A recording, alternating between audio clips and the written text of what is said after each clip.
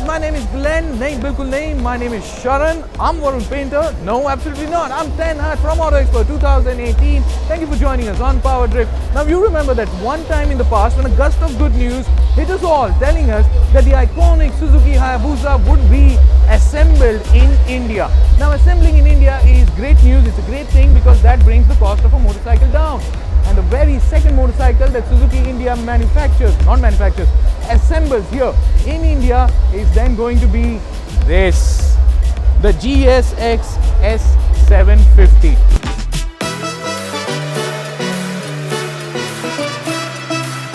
It's Suzuki's answer to the likes of Kawasaki Z900 or Yamaha MT-09 or then Triumph Street Triple.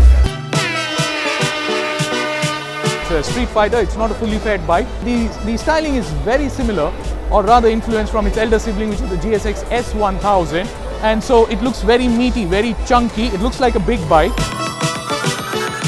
As the name suggests, S750, this is a 750cc inline 4-cylinder motorcycle, 6-speed gearbox, and it comes with ABS standard. What you want to look at here at the front is 310mm of wave discs, and that's a 2-piston caliper here from Nissin. KYB upside down 4.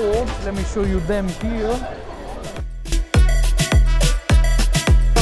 If you enjoy motorcycling, urban motorcycling, a little bit of touring or short blasts on your weekends, then mid-segment naked street fighters are the best. Believe me, fed motorcycles aren't everything.